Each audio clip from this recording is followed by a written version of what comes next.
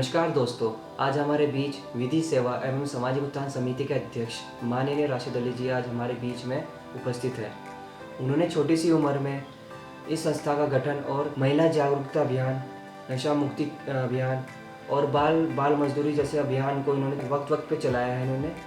और इस संस्था ने छोटे तबके से लेकर राज्य तथा देश और विदेशों में अपना नाम कमाया है। चलिए इस संस्था के अध्यक्ष माननीय राशिद अली जी से उनकी संस्था और उनके जीवन के बारे में जानने की कोशिश करते हैं। मैं अपने सभी दर्शकों को नमस्कार कहना चाहूँगा और आशा करता हूँ कि आप सभी अपने घरों में हैं, खुश हैं, अपने परिवार का ध्यान रख रहे हैं और इस महामारी में अपने आस पड़ोस का भी ध्यान रख रहे हैं। सर, आपने इस संस्था के बारे में कैसे सोचा? तो ऐसी इंस्पिरेशन कहाँ से मिली आपको? जैसे कि आप सभी जानते हैं कि हम युवा हैं और इससे पहले एलएलबी करने से पहले मैंने बीकॉम किया है। तो इसी के साथ एलएलबी परस्यू करते हुए मैंने देखा कि कानून तो कुछ और ही कहता है और हमें दिखाया कुछ और ही जाता है।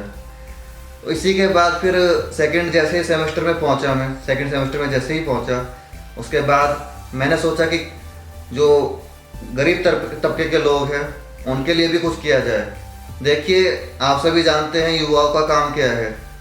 युवाओं का काम सिर्फ एक है, घूमना फिरना मौज मस्ती करना। हम भी करना चाहते हैं, पर इसी के साथ हमने ये सोचा कि जो गरीब तबके के लोग हैं उनके लिए भी कुछ समय निकाल कर उनके लिए काम किया जाए। तो मैं ये चाहता था कि कुछ ऐसा स्टेप हम उठाए, हम युवा पीढ़ी मिलकर, कि हम लोगों के लिए काम आए।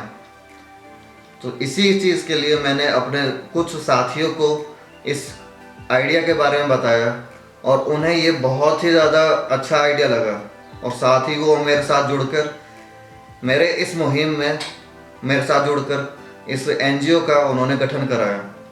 इसमें मुख्य रूप से खुद स्वयं तासिर अली, दिव्यांशु नौटियाल और मैं और कुछ और साथी मिलकर, हम सब ने मिलकर ये एनजीओ का गठन किया है। सर, जो ये समिति है विधि सेवा एवं सामाजिक उत्थान समिति, इसके पीछे आपका क्या उद्देश्य है जो आपने ये नाम रखा है?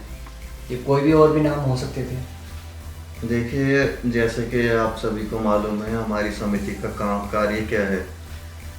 लोगों तक उनके अधिकारों का कानूनी तौर पर सहायता करने का पर्पस हमारा रहा है। नाम है विधि सेवा एवं सामाजिक उत्थान समिति। विधि सेवा, सभी को पता है कि विधि सेवा का मतलब क्या है, लीगल सर्विसेज।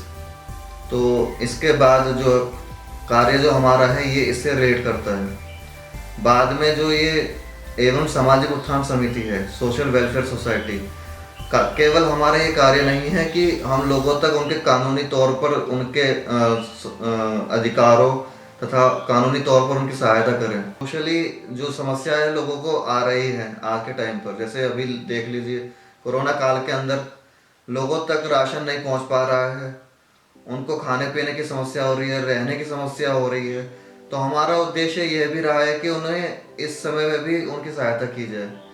तो सामाजिक उत्थान, हम समाज का कल्याण हेतु भी कार्य करते रहे हैं और इस कोरोना काल में भी हम कार्य कर रहे हैं। सर, करें अगर बात समिति की, तो इस जो आप ये कार्य करते हो, जैसे लीगल अवेयर कैंप्स लगाते हो, अवेयरनेस प्रोग्राम करते हो या फिर और भी अभियान चलाते हो, तो इसमें आपको सरकारी जो सरकार है वो आपको कैसे कैसे मदद करती है इसमें? आपका क्वेश्चन बहुत अच्छा लगा मुझे सुनकर। इसका जवाब देने में मुझे बहुत ही खुशी होगी कि अगर हम बात करें कानूनी तौर पर कार्यों की, तो अगर हमें सेमिनार या कॉन्फ्रेंस जैसे हमने कोरोना काल से पहले की है, तो उसमें हमारा हाई कोर्ट के जजेस, डिस्ट्रिक्ट कोर्ट के जजेस, एडवोकेट्स, तमाम लोगों का हमारे पास सहयोग रहा है। इसके साथ ही हमें और लोगों का भी सहयोग मिला है। जैसे फाइनेंशियली अगर बात की जाए तो और लोगों ने, जैसे हमारे साथ वो जुड़ नहीं पाए क्योंकि कार्य में अपने व्यस्त रहते थे, तो इसके साथ उन्होंने हमें फाइनेंशियली हेल्प की ताकि हम अपने जो हमारा ऑब्जेक्टिव है उससे फुलफिल कर पाएँ। और अगर हम बात करें सोशल वेलफेयर की, सोशली काम जैसे हम कर रहे हैं आज कोरोना काल के अंदर का, तो कहीं ना कहीं हमें सरकार का भी सहयोग रहा है और सरकार के साथ तमाम लोग जैसे हमारे जान पहचान में हैं जो कि फाइनेंशियली बहुत ही अच्छे हैं, वो हमें हमारे साथ ना जुड़कर हमें फाइनेंशियली हेल्प करते हैं ताकि हम लोगों तक उनकी सहायता करें और उन्हें जो भी ज़रूरत पड़े उस ज़रूरत को हम उनकी पूरा करें। सर, जो आपकी संस्था है ये ग्रामीण क्षेत्रों में ज़्यादा काम करती है या फिर शहरी क्षेत्रों में आप ज़्यादा काम करती है? देखिए, शहर में भी हमारी समिति जो है काम करती है और शहर का कहे तो आप गाड़ी से उतरोगे आपके आस पड़ोस में कोई ना कोई संस्था का लोग मिल ही जाएगा। पर अगर बात करें ग्रामीण क्षेत्र की, दूर दराज के गांव की, जहां पर पहुंचना सरकार के लिए क्या कार वाले के लिए भी बहुत मुश्किल होता है, जिसके लिए हमें 4 से 5 किलोमीटर चलना पड़ता है, वहां पर हमारा सबसे ज़्यादा फोकस रहता है। उन लोगों तक सहायता पहुंचाना बहुत ही ज़रूरी है क्योंकि उन्हें पता ही नहीं है कि उनके अधिकार क्या हैं और क्या सरकार उनके लिए मुहिम चला रही है।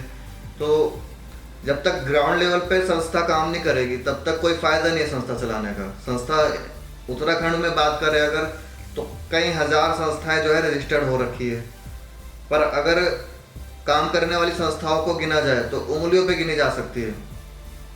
संस्थाएं आपको ग्रामीण क्षेत्रों में नहीं मिलेगी और ग्रामीण क्षेत्रों में तो ऐसा हाल है कि संस्थाओं के नाम पे गांव वाले भगा देते हैं, निकाल देते हैं।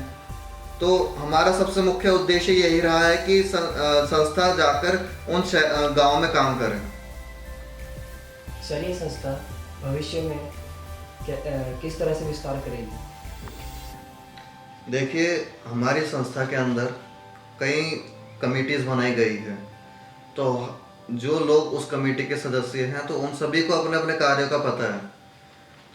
तो प्लानिंग कमेटी हमारी जो है हमारे कार्यों के लिए प्लानिंग करती है और आने वाले टाइम में भी वो प्लानिंग करेगी। तो अभी तो जैसे महामारी चल रही है तो महामारी के अंतर्गत हमारी जो प्लानिंग कमेटी है अभी प्रेजेंट को लेकर काम कर रही है और प्रेजेंट में जो ये महामारी है इससे लड़ने के लिए क्या क्या हमें कार्य करने चाहिए उस तरीके से अभी प्लानिंग कर रही है। तो इसी तरीके से जब ये महामारी निमट जाएगी उसके बाद फिर प्लानिंग करेंगे भविष्य में काम करने के लिए। आइए हम इस इंटरव्यू का समाप्त करते हैं और आशा करते हैं कि आप समय समय पर हमें समय देते रहेंगे, हमारे चैनल को आप इतना प्यार देते रहेंगे। धन्यवाद तासिर अली जी, आपने हमारे संस्था के लिए इतना समय निकाला और मैं आशा करता हूं कि आने वाले समय में भी आप इसी तरीके से हमारी संस्था को समय देते रहे और हमारी इसी तरीके से सहायता करते रहे। मैं आपके चैनल के दर्शकों से भी ये अनुरोध करता हूं कि आने वाले टाइम में वो हमें ऐसे ही सपोर्ट करते रहे, डायरेक्टली या इनडायरेक्टली जैसे भी हो सके। धन्यवाद। धन्यवाद।